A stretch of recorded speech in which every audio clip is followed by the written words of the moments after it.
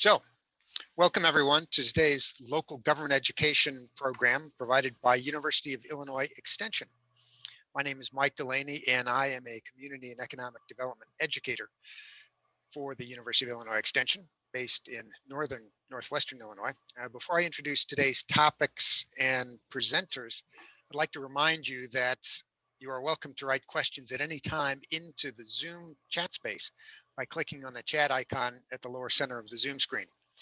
We'll review the questions as we go after the speakers, but we'll sort out answering the questions after the speakers have concluded their remarks.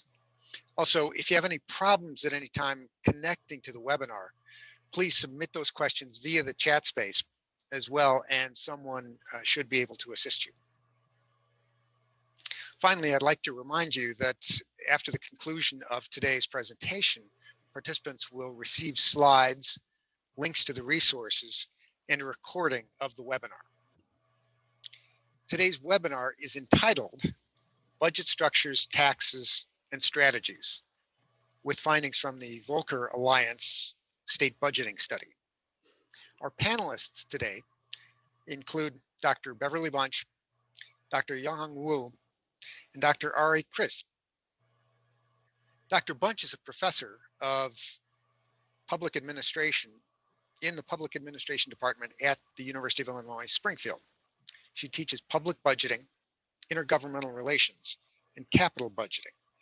Her major research expertise is state and local government budgeting and the financing of public infrastructure. Dr. Chris is currently a research fellow in the Institute for Illinois Public Finance, also at the University of Illinois Springfield. Dr. Chris has expertise in public budgeting and finance, fiscal policy, economic growth, and performance measurement. Dr. Wu is currently a professor in the Department of Public Administration at the University of Illinois at Chicago. Dr. Wu's research is focused on state and local fiscal policymaking, municipal public finance issues, and government funding of academic research. As many of you know well, local governments have become concerned about potential reductions in intergovernmental revenue due to the coronavirus pandemic and the related federal and state budgetary uncertainty.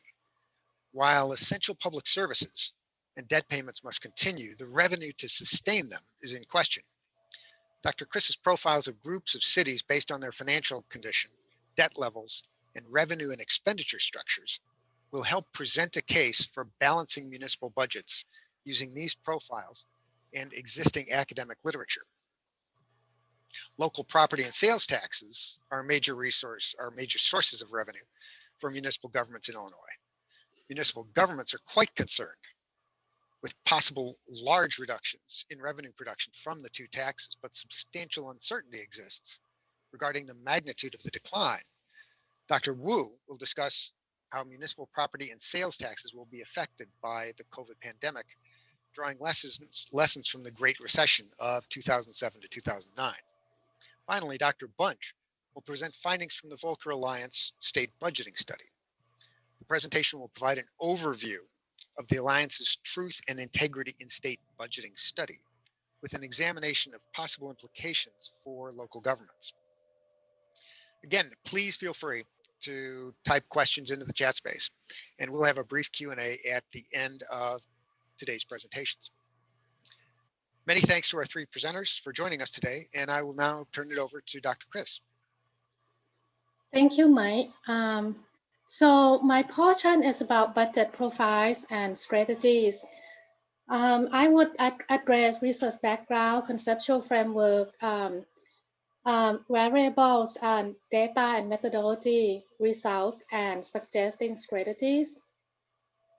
One of the practical problems that we have is that we have universal guidelines or principles in order to balance budget.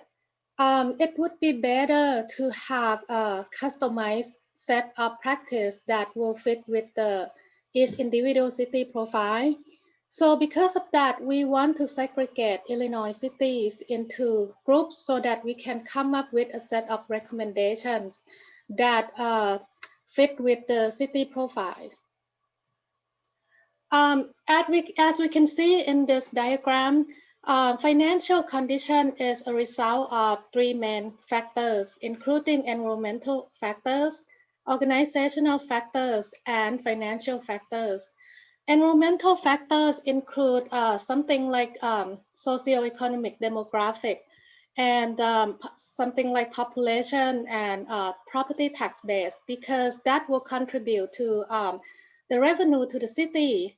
And also at the same time, it's going to demand the size of public spending. Organizational structure, organizational factors involve legislative policies, management practice. We cannot directly observe this practice, but we can see the result through financial factors that you can see on the right-hand side.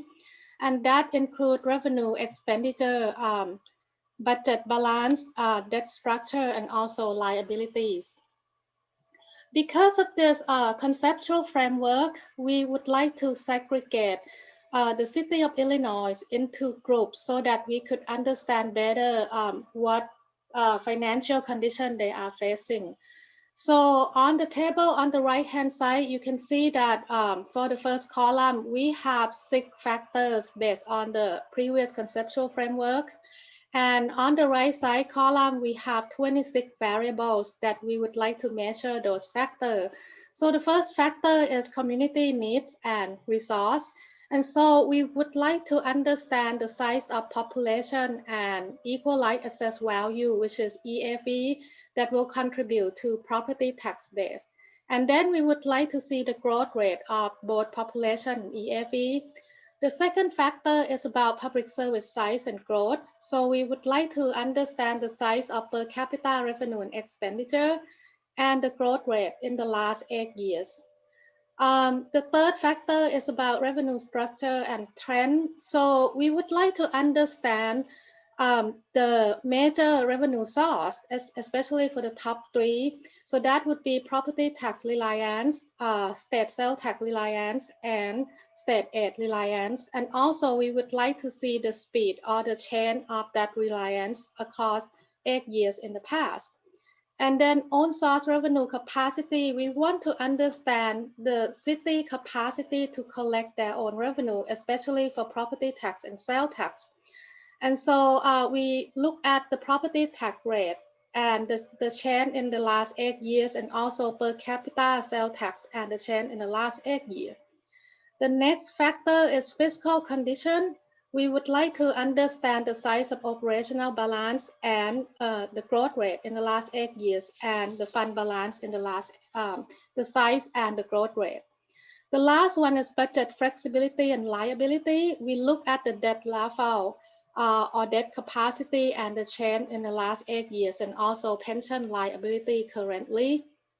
So we use financial data from 834 cities in Illinois during the period ranging from 2010 to 18, yielding total observation 1,668. The specific technique that we use to segregate the Illinois groups is called cluster analysis. So the results is as shown in the left panel, which is the figure, and we can see that there are 6 distinctive groups of the cities in Illinois of our 834 samples.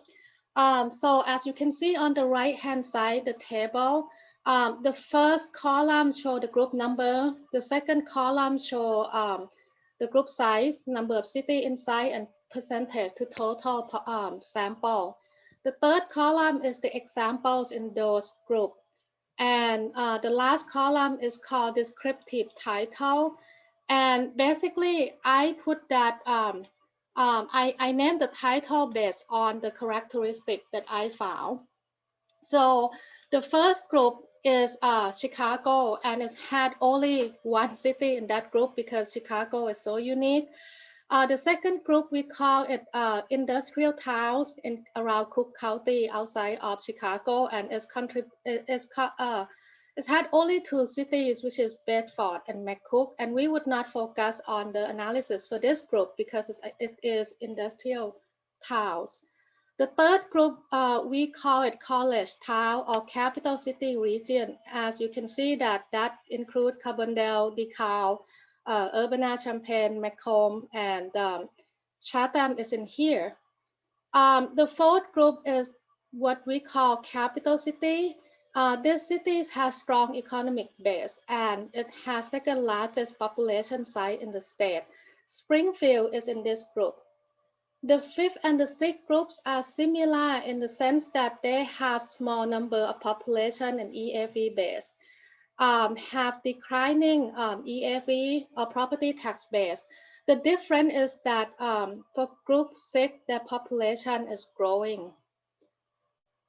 So for community resource and public service, I would like you to pay attention to the column number 7, which we can see that of all group, the property tax base or EAV is either stagnant or declining, except Chicago that increased for 7% in the last 8 years.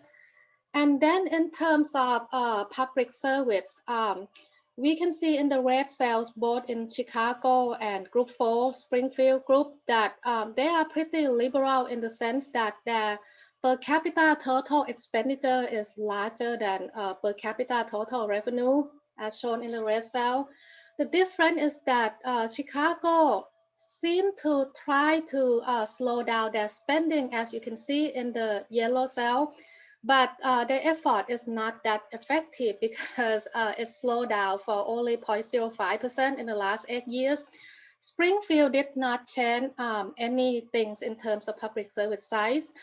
The bad news for Group 6 is that they are facing total revenue decline in the last 8 years. In terms of revenue structure, trends, and capacity, I would like to you to pay attention for the first row. We can see that Chicago did quite a good job in terms of diversifying their revenue because totally combined for property tax reliance, sales tax reliance, and state aids are about 1/3 of their total revenue, which is about 33%. And also in the last 8 years, they did not increase the reliance on state aid, as you can see in the green cell with 0% increase. The problem is that Chicago, their property tax rate is at 7 mils, equivalent of to Group 6, which is small town. And because their EFE is growing, so as you can see in the red cell that their property tax rate is reducing for 5% in the last 8 years. For college town, as we can see, you know, some place like Urbana, Champaign, and other college town, that they rely on state sales tax for 32%. And that is the evidence that they shift the reliance from property tax to sales tax in the last 8 years. Luckily that the sales tax capacity is large, relatively large, at $274 per person. For the fourth group, which is Springfield groups, they rely the most on property tax as about 39 to 40%.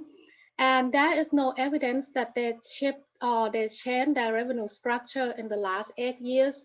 Their property tax rate is about 26%, 26 mils, which is the highest among all groups, and they did not change the rate in the last 8 years.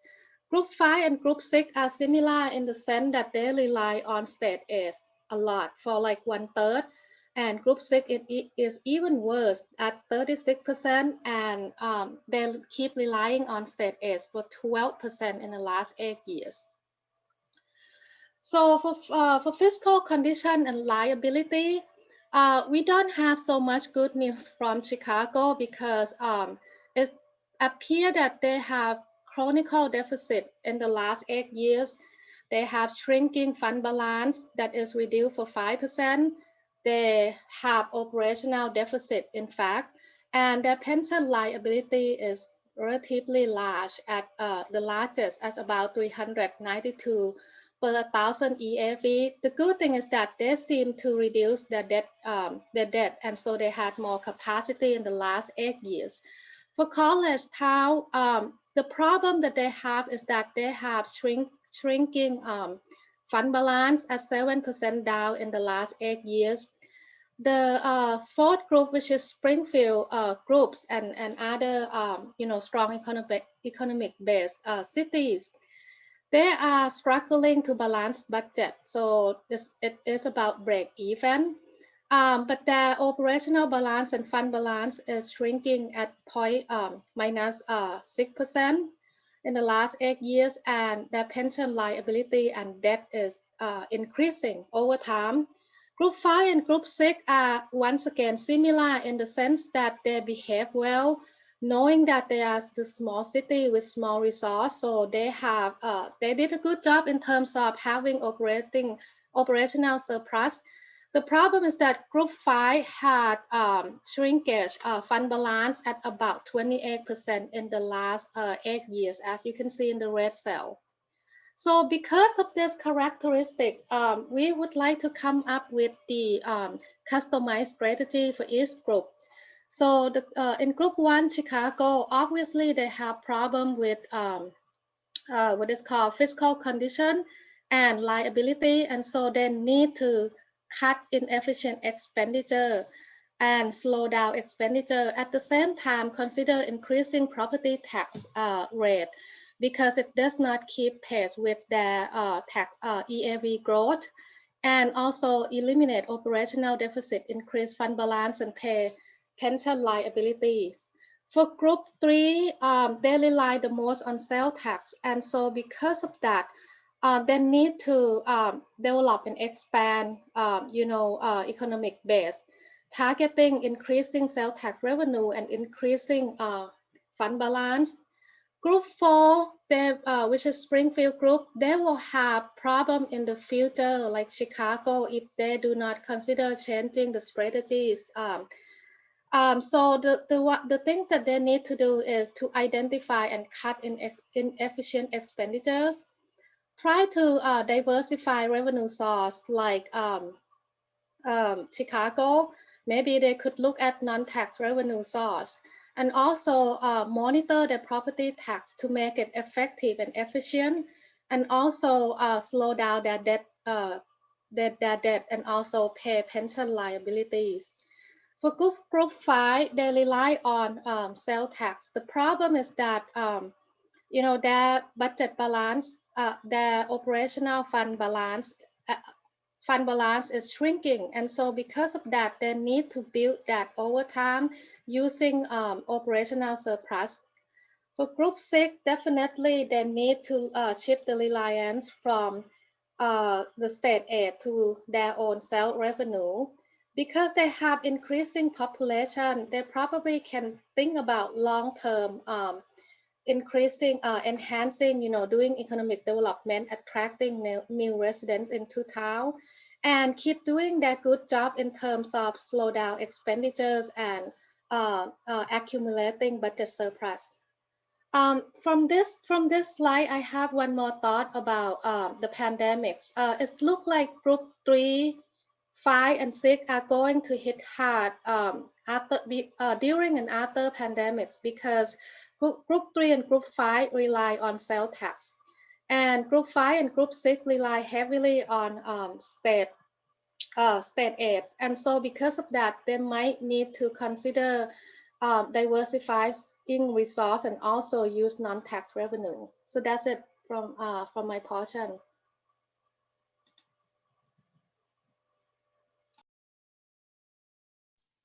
So thank you, Dr. Chris. We'll hand it over to Dr. Wu.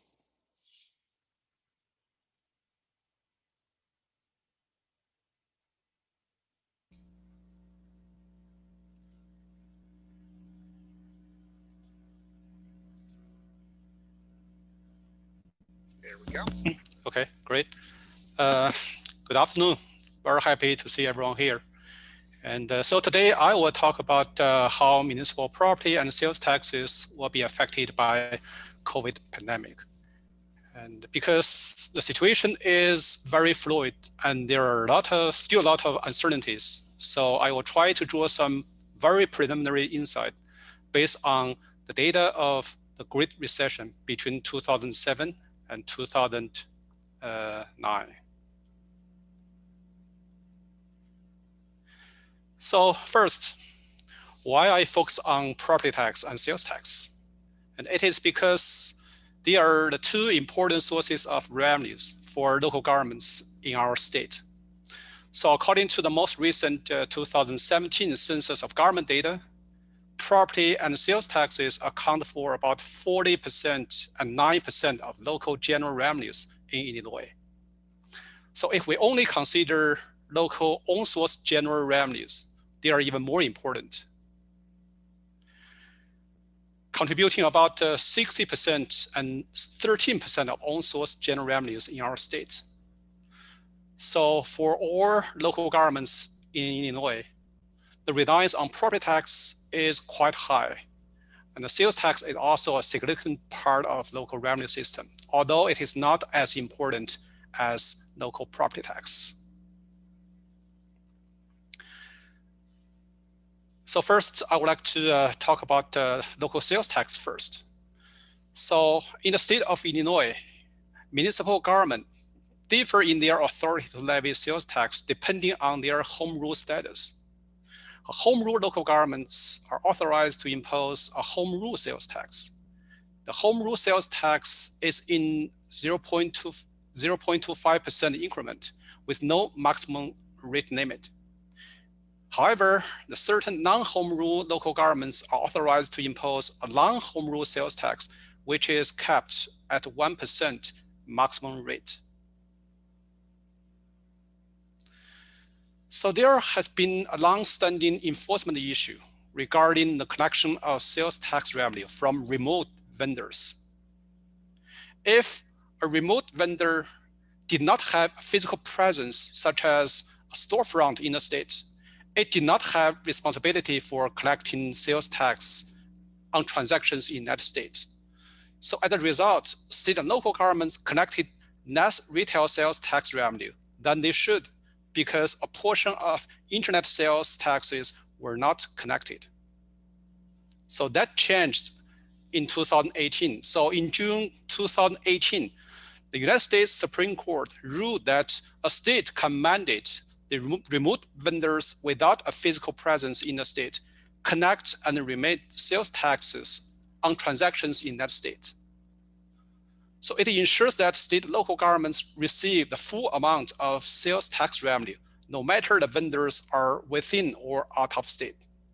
So this is so-called the Wayfair ruling. This ruling is critically important right now, especially during this pandemic, because many people do shopping online. So if the sales tax revenue from the remote vendors cannot be collected, the state local governments would have lost more sales tax revenue.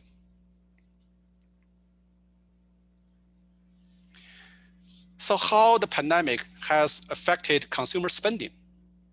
So here, this chart shows the total consumer spending in Illinois from this January to the end of September. So as we know, consumer spending is closely related to the sales tax revenue. So the data are collected from leading credit card processing companies by the Opportunity Insight Economic Tracker project. So there are three lines in this chart. The blue line in the middle represents the total consumer spending. The green line shows the consumer spending on retails, and the red line represents consumer spending on restaurants and hotels. So as you see, all three lines dropped sharply when Illinois stay and home order took effect on March 21st. So the total spending dropped by about 40%. The spending on restaurants and hotels dropped even more by 70%. And the spending on retails dropped by about 30%. As time went on, the three spending categories rebounded significantly as the stimulus payment started on April 15th and recovered even more territory when Illinois stay-at-home order ended on May 29th. So by September 26th, so this is the end of this data. So by September 26th, the total consumer spending only declined by 7.2%. The spending on retails actually increased by 9% from the pre-pandemic level. and the spending on restaurants and hotels were still about 32% lower than the pre-pandemic levels. So basically, restaurants and hotels were hit very hard. So depending on where you get your sales tax revenue, you may not feel much of the impact for now, or you already see a significant loss of sales tax revenue. So unfortunately, we do not have real-time good data for municipal sales tax revenue. So here, what I show you here are the percentage change of total municipal sales tax revenue from the previous year in 2000 through 2019. So the blue bars represent the total municipal sales tax in Illinois, and the orange bars show the municipal home rule sales tax only. So as we can see from this chart, the total municipal sales tax dropped slightly in 2008. So that is pretty much the start of the, pretty much during the Great Recession, and dropped by about 8% in 2009. So we know the Great Recession officially ended in June of 2009. The home rule municipal sales tax only declined by 7% in 2009. So it's less than the non-home rule sales tax revenue. So as discussed earlier, the non-home rule sales tax is capped on 1% maximum rate. The non-home rule taxing district also face limit on their property tax levy. So the law limits their increase of total property tax revenues to the lower of 5% or the rate of inflation. Now, of course, if a taxing district determines it needs more money than is allowed by this limitation, it can ask the voters to approve the increase above this limit. So the good news is the law does not apply to home rule jurisdictions. So there's no limit on the growth of property tax levied by home rule government in Illinois. So here, this graph shows the percent change of total municipal property tax from the previous year in 2000 through 2018. So as we can see, the total municipal property tax revenue in Illinois has increased during this 19-year period, except for slight dips in 2011 and 2013.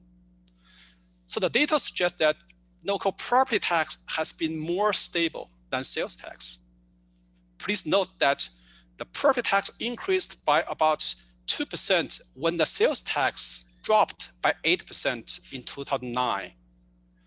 So this is consistent with academic research that local property taxes were increased to stabilize revenue shortfalls during the Great Recession. So for example, one academic article reports that the 35 largest US cities maintained their overall revenue stability during Great Recession by raising their property tax levies to offset other revenue shortfalls or declines. So what will actually happen? Okay, so this is a very hard question and everyone wants to get the answer, and it's very hard because so right now we don't have good data on the pattern of revenue, especially for recent period. So here we have historical data. So if history repeats itself, it may not. I would like to make the two observations like this. So first, municipal sales tax will likely decline for a brief period during or shortly after the pandemic. It's very hard to predict, how much decline we will see. So the historical data, especially during the Great Recession, shows, less than 10% annual decline of municipal sales tax. Okay, it depends on, how the future pandemic will go, and could be 10% or a little bit less or a little bit more. And second, the municipalities in Illinois will have to consider increasing local property tax because that is the most stable part of their revenue, and also they heavily rely on local property tax. And sooner or later, they have to consider increasing local property tax to offset the shortfalls of revenue in from other sources. And this is a hard decision. And we just heard that the city of Chicago pretty much decided they will consider this. And I guess many municipal governments in Illinois have to consider this option, even though it's not a very good option from many policymakers and the residents. But this is something many local governments did in the Great Recession, and very likely they will do it again this time. Okay, that concludes my presentation, and now I turn over to Dr. Bunch.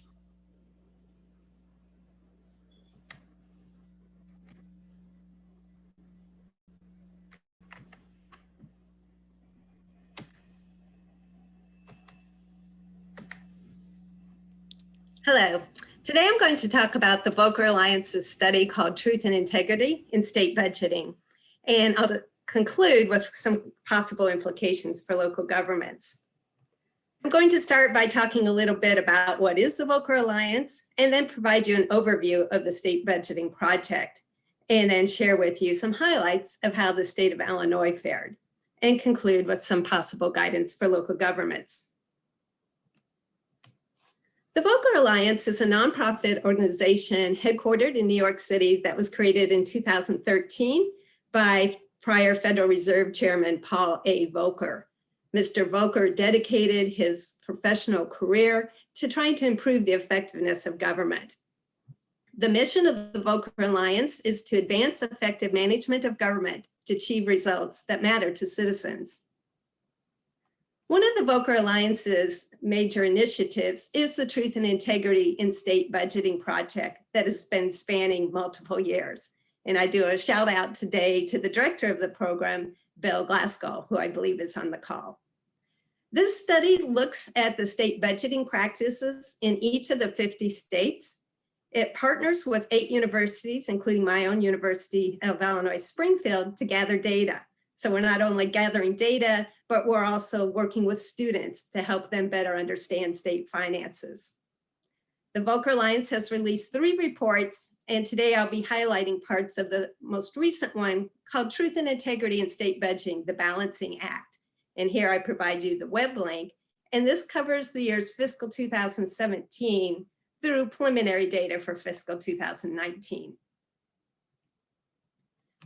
The report grades states in 5 major budget categories, including budget forecasting, which is how and whether the states estimate revenues and expenditures over multiple years.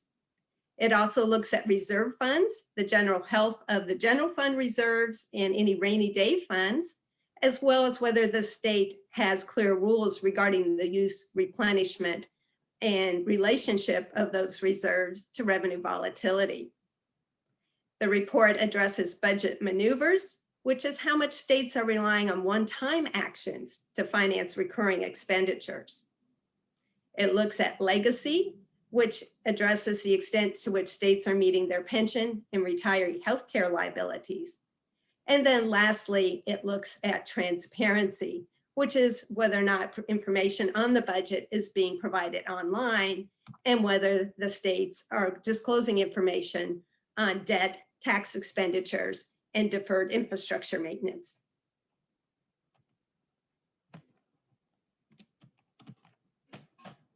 And now I have the fear of everyone when your screen freezes. There we go, got it. Here's a chart that shows the percent of the states in the period fiscal 2017 through 19 that received an A or B grade in each of the categories. And you can see states did the worst in legacy, which is the pension liabilities and retiree health insurance, and did the best in transparency. But what's interesting in transparency, only a handful of states got an A. And that's because during this period, most states were not reporting deferred maintenance on infrastructure. Okay, now I'd like to show you a series of 5 graphs that highlight Illinois' performance relative to the US average for all states and relative to other Midwestern states. So in this first category, budget forecasting, Illinois received the grade of C. Not as good as the US average, but better than some of its Midwestern peers. Illinois did well in terms of having multi-year revenue and expenditure forecasting, and also in terms of justifying its revenues. Where it didn't do as well is that it doesn't use a consensus revenue estimate. In Illinois, the Governor's Office of Management Budget has a separate estimate from the legislative branch that relies on the Commission on Government Forecasting and Accountability. And that's in contrast to other states where the executive and legislative branch work together to agree on a forecast. Illinois does not do well in terms of reserve funds. And this is rainy day funds and general fund. Illinois got a D. This graph shows the status of Illinois' rainy day fund, which is called the Budget Stabilization Fund. And you can see even throughout most of the 2000s, it was not funded at a high level, only about 276 million, which is less than 1% of the state's budget. And then during the budget impasse of fiscal 2017, the state spent the rainy day fund balance and did not replenish it. So it currently has a municipal balance, but the good news is part of the marijuana tax revenue is targeted for the rainy day fund. Moving to the next category, budget maneuvers. Illinois also had problems here getting a D, and this is the worst among all the Midwest states and significantly worse than the state average of B. Illinois does a number of one-time mechanisms as opposed to identifying recurring revenues to finance recurring spending. This includes the use of debt. We have a huge backlog of unpaid vendor bills. Currently $8 billion. During the budget impasse was over 16 billion.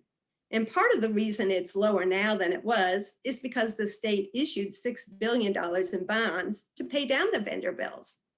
Those vendor bills have very high interest, between 9 and 12%, depending on the type of bill. So it did make sense to issue lower tax-exempt bond interest rate bonds. The state also does borrowing and transfers from special revenue funds, funds that have been set up to with revenues targeted for a particular purpose. To the extent that they have surplus funds, the state has either swept and transferred those funds or borrowed those funds. Another one-time mechanism used by the state in fiscal 18 and 19 was the proposed sale of the Thompson Center. As pictured here, that's a state office building in downtown Chicago. The building did not actually sell in those budget years, but again, it was used as a way to balance the budget, in quotes. And then, as many of you in this audience probably know, the state has also withheld a portion of state funds for local governments to try to relieve some of the budget stress at the state level, but unfortunately creating more stress at the local level.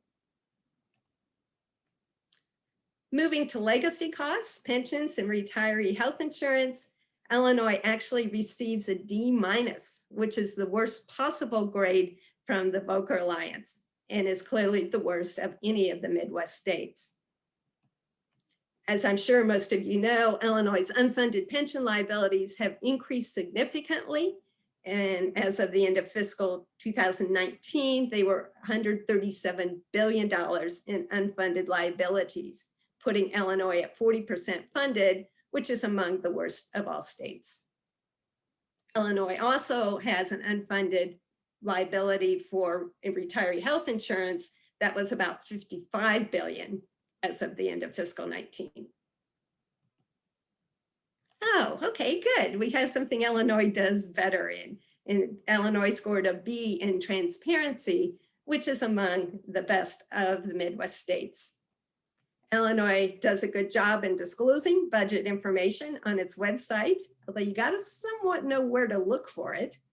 Illinois also does a good job at disclosing debt and tax expenditures, which are tax breaks that decrease the revenue coming into the state.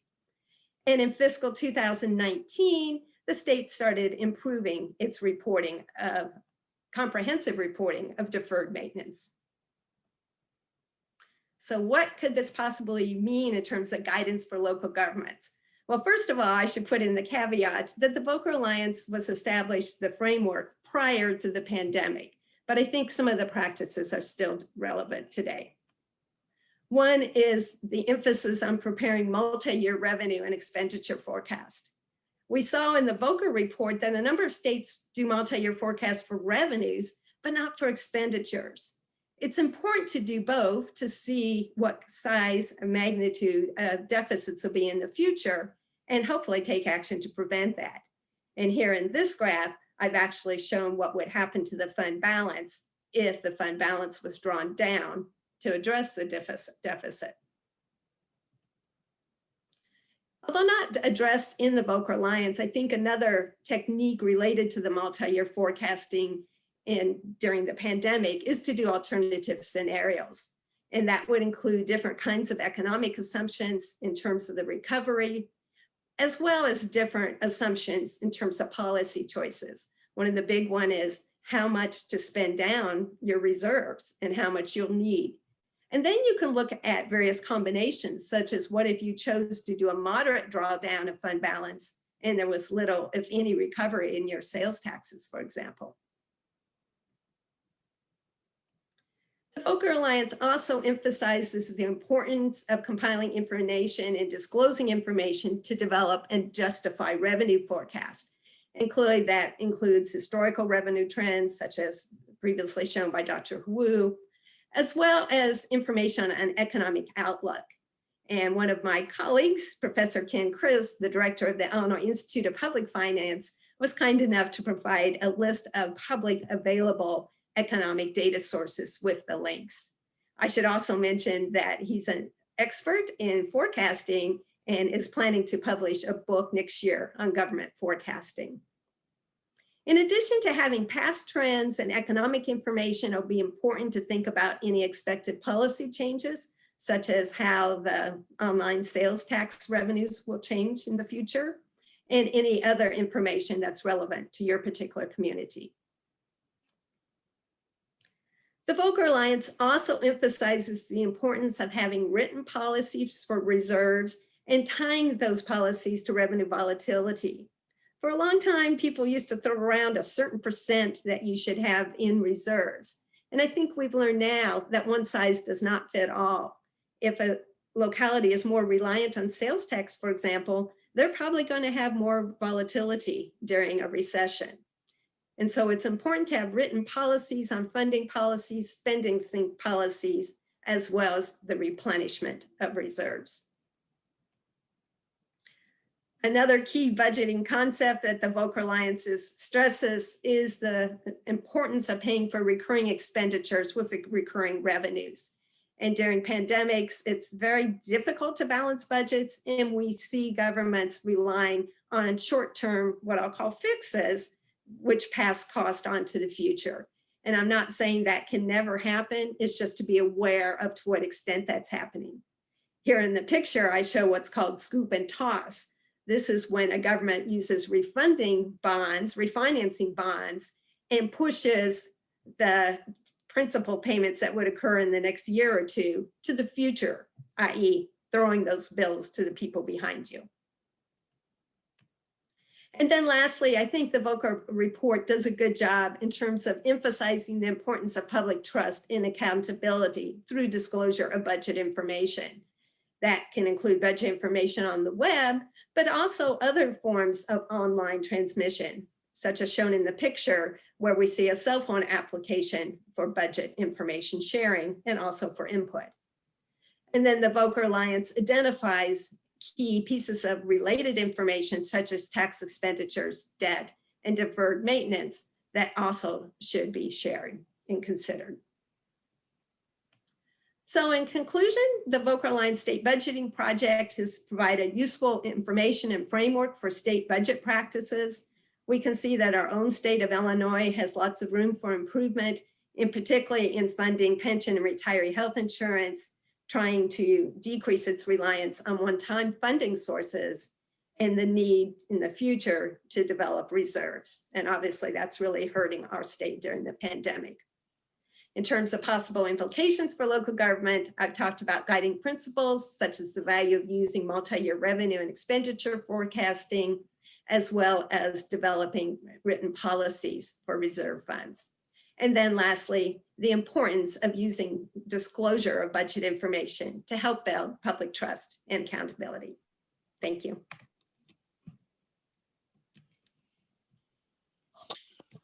Well, thank you so much, Dr. Bunch, and thank you to all three presenters. We have time for a few questions. Looks like we're doing pretty well. I'll be asking our presenters the questions that have been posted to the chat box so far. Feel free to continue in the meantime to post any additional questions that might come to mind. Put them in the chat box. If we run out of time, you'll have the presenters' contact information if you want to reach out to them via email directly. Okay, first question that is kind of a technical one. How accurate is the comptroller data that is available in your experience? I'll leave it to you three to decide who wants to take that question.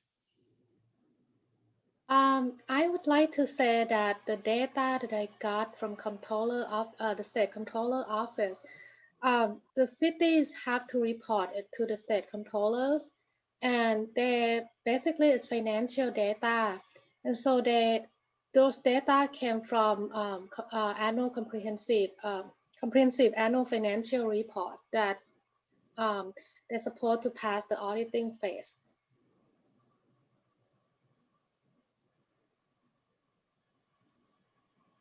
Okay, thank you. So next question, perhaps each presenter could give a short take on their, and this really is the $64 million question. What is each presenter's notion about how to take on the task of recovering the pension fund?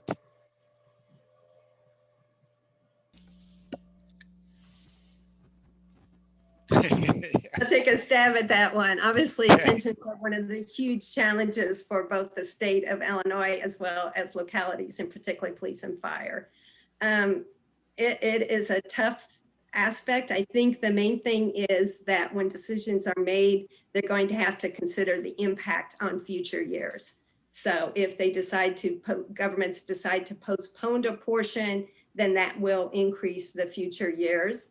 There's also risk that they could impose local pension boards could impose the state intercept program, which could affect the money flowing into the local government. And then of course, there's the bond rating companies out there that are always watching pension liabilities. So my heart goes out to the local governments. These are tough choices. We've seen some local governments take initiative in using alternative revenue sources. Some of them have imposed sales tax increases. A handful have imposed pension fees, but during a pandemic, that's a tough time to be trying to talk about increasing revenues. So I don't have any great solution to the pension challenges. As a follow-on to that real quickly, Dr. Wu mentioned the Wayfair case. Do we have any early data over the last year or two about whether or not sales tax revenues from those cross-border transactions have been more successfully harvested? Yeah, that's a good question. And you know, I took a look at the sales tax revenue data in Illinois, the total municipal sales tax revenue data. I do not see a huge increase. You know, when the ruling was made, and however, you know, the reason why I mentioned this ruling because this ruling is so important right now during this pandemic, because you know many of people just go shopping online. If without this ruling, probably the loss of sales tax revenue would be much bigger.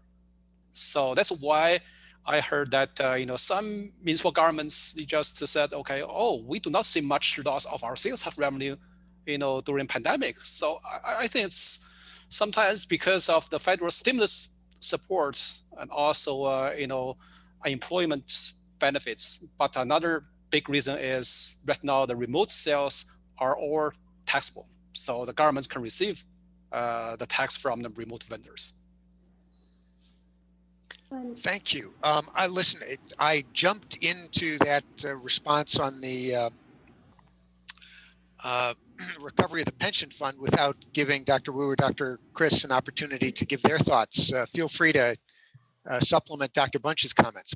I would like to supplement a little bit that, the pension is not my research interest or specialty, but according to what I present today, it look like, it's only group 1 and group 3 that, I'm sorry, group 4 that, they tend to be big town, which is less than, 40% in Illinois that they're facing pension problem. And if I learn it correctly from my colleague, Dr. Ken Chris, I think that people need to they need to adhere to the liability that they need to pay, and also sound like they have to, in the long run, they might want to think about changing the generosity of the formula for retirement, especially for big town like Chicago and Springfield. Okay, I agree with the Dr. Bunch and Dr. Chris on their idea. So basically, Illinois and many local pension systems are highly underfunded. So that is an issue for many years, not just not just right now. And again, I agree with them that there's no easy solution. And either there are just two types of solutions: either to cut the pension benefit or to increase the funding level. So none of them is easy. And I really think that the government should come up with really creative solutions, not just, okay, let's just increase sales tax or profit tax to have some more money get into the system. I think there should be some other ideas. But again, this is not my primary research area. I cannot say more than that. Thank you. Well, thank you. Interesting. That's certainly, it is a challenge. Another question, related in a sense, do you have any predictions regarding the collectibility of property taxes over the coming years? Kind of resistance among communities in their efforts to enhance their willingness to try to enhance collection efforts. Any thoughts there? Okay, yeah, I will give my thoughts on that. I think this will be a big problem. This is a very good question. This will be a big problem because, normally the collection or the delinquency of property sales tax has been very low at local level. So pretty much, less than, 2%. So the local governments have been able to collect most of their property tax levies. However, if the pandemic, continues or becomes worse, that will affect people's ability to pay property tax because, that is a huge amount of money for many homeowners. So I basically have no idea. I hope the government may offer some options. So either to delay the payments or some other ideas. I think some homeowners will have a hard time to pay their property tax when they come due, especially this year or next. I would like to supplement Dr. Wu in terms of property tax collection. From my research, from what I present today, I see that Chicago, their EAV is growing for 7%. But what happened is that they seem to do not have the property tax rate that can keep pace with that tax base. And I want to know why. And that seems like it's policy problems than the collection capacity. For Springfield group, Springfield tend to have they have stagnant EAV, so that is going to be challenging for them. But Personally, for Springfield, I would like to see them do better job in terms of monitoring property tax collection. I know that we have a lot of TIF district and things like that. Sometimes those things can erode the property tax base too. And recently, I just saw the news about the tip for bars or something. And we have to be careful in terms of doing that because it might erode property tax. Interesting. We have another question, Dr. Bunch. This may be one for you. For those communities utilizing forecasting for future revenues and expenditures, how accurate have those communities been once analyzed after a few years? I think we see a lot of variation in accuracy of forecasting. At the state level, they're better at it, but they also pay to have consulting companies help them with the economic outlook.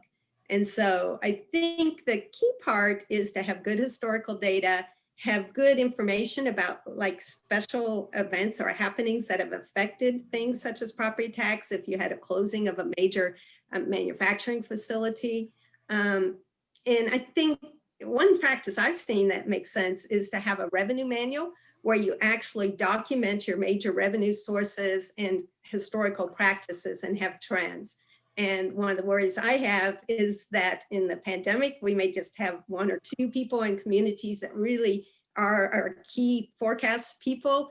And if they were to get sick or need to take care of family members, then we're going to have a much harder time with our forecast. So revenue forecast is sort of like weather forecasting. It can be challenging to do, but having good data and a historical perspective can be very key. And I think in this case, also documentation, not just all in one person's memory in her head. Good advice. Good. Interesting. Okay. At this time, we've got one poll question for you that'll be appearing on the screen. We'd be grateful if you'd respond to the poll just by clicking on the appropriate choice on your screen.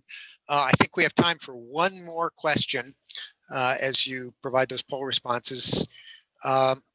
Let's go with what fraction of total individual income should we expect to give to government? Why are most of the largest employers in Illinois funded by government spending?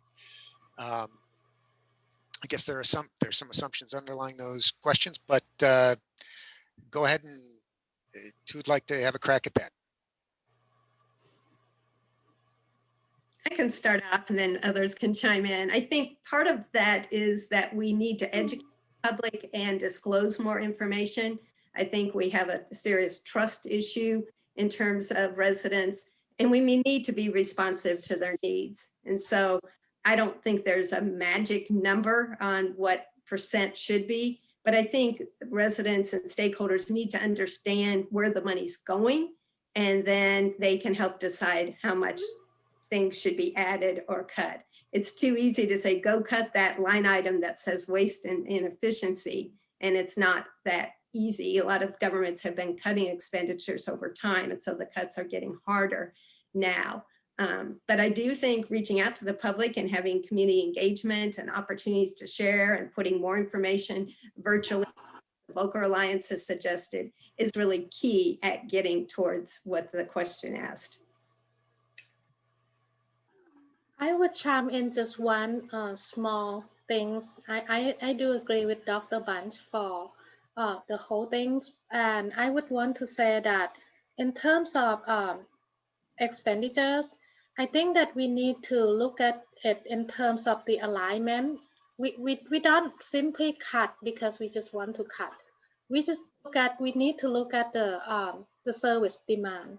So as long as there is the demand and our job is to serve the public, then we have to continue doing that. But once we see that there is no demand, then or we have duplicating programs, then that would be the rational way to cut budget if we need to cut. I agree with both our colleagues. So basically, just one thing. So the amount of revenue or the amount of tax is pretty driven by spending. right? So if governments decide to spend more, and they have to have more revenue from, from people. So again, spending cut, I think a cross-border spending cut is not a good idea. I think especially during this difficult time, municipalities should consider how to protect their priority areas, so that they will not lose their key services just because they have to make some hard choices. Okay, so that's something I want to add. Thank you.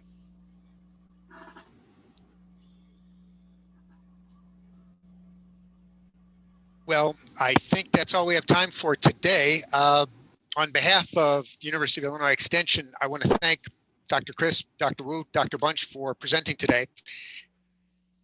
Very informative. I'm sure that our participants have gotten a lot of interesting information that they'll be able to take back into their day jobs.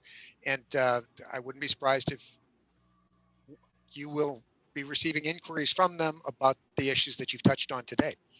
As I mentioned earlier, all of the participants will be receiving the presentation materials and links to the recording for this webinar in a follow-up email, so look for that in your inboxes. You can also visit our website to register for future webinars. That website is go.illinois.edu/LGE. Once again, a big thank you to our presenters, and thanks as well to all of you for being part of today's event. Have a great day, and we look forward to seeing you at future LGE webinars. Thank you very much. So long.